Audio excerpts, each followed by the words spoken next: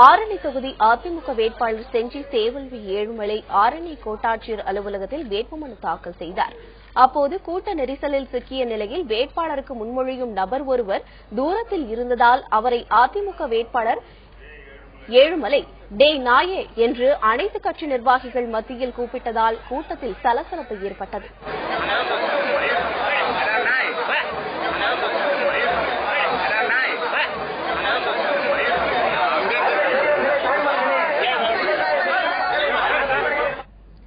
மயிலாடுதுறை மக்களவை தொகுதியில் சுயேட்சை வேட்பாளராக போட்டியிட வேதாரண்யத்தை சேர்ந்த வேதரத்தினம் என்பவர் வந்தார்.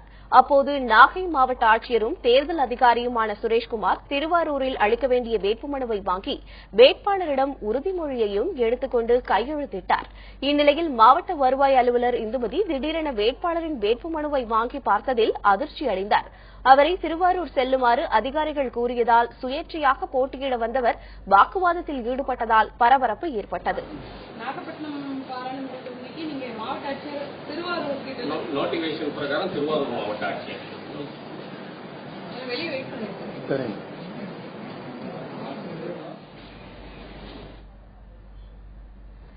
மயிலாடுதுறையில் நிலம் நீர் கூட்டமைப்பின் சார்பாக வேட்பாளர் சாமிதுரை வேட்புமனு தாக்கல் செய்ய கையில் ஏர்கலப்பையுடன் வந்தார். அவரை போலீசார் தடுத்து நிறுத்தி ஏர்கலப்பையை அவரிடமிருந்து பறிமுதல் செய்தனர். இதனையடுத்து வேட்புமனு தாக்கல் செய்ய வருவாய் கோட்டாட்சியர் அலுவலகத்திற்கு அவரை அனுமதித்தனர். இதனால் அங்கு பரபரப்பு ஏற்பட்டது.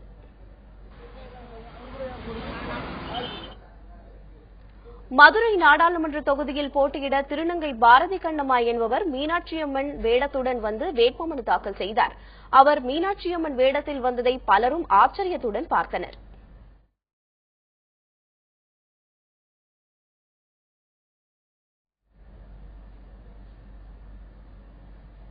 திருநெல்வேலி நாடாளுமன்ற தொகுதியில் போட்டியிட நாம் தமிழர் கட்சியின் வேட்பாளர் சத்யா கரும்புடன் வந்து வேட்புமனு தாக்கல் செய்தார்.